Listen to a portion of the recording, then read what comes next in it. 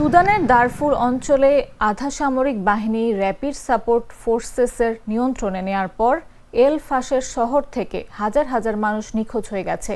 পালিয়ে বেঁচে আসা অনেকেই জানিয়েছেন খুবই ধর্ষণ নির্যাতনের ভয়াবহ অভিজ্ঞতার কথা। প্রায় ১.৫ বছর অবরুদ্ধ থাকার পর গত সপ্তাহে উত্তর দারফুর রাজ্যের রাজধানী এল ফাশের সুদানি সেনাবাহিনীর হাত থেকে আরএসএফ এর দখলে যায়। জাতিসংঘ আন্তর্জাতিক ত্রাণ সংস্থাগুলো এরপর থেকে বেসামরিক লোকজনের নিরাপত্তা নিয়ে গভীর উদ্বেগ প্রকাশ করেছে। জাতিসংঘের যৌন ও প্রজনন স্বাস্থ্য সংস্থা UNFPA জানিয়েছে, এল ফাশের মাতৃত্ব হাসপাতালে গত ২৯ অক্টোবর অন্তত ৪৬০ জনকে হত্যা করেছে আরএসএফ যোদ্ধারা। নিহতদের মধ্যে রোগী, স্বাস্থ্যকর্মী, আশ্রয়প্রার্থী ও দর্শনার্থীও ছিলেন।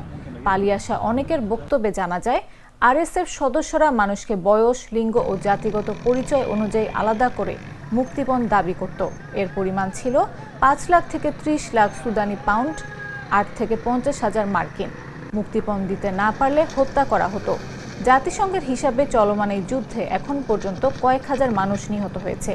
১,৪০,০০,০০০-এর বেশি মানুষ বাস্তুচ্যুত হয়েছে এবং দেশটি এখন বিশ্বের সবচেয়ে ভয়াবহ মানবিক সংকটের মুখে।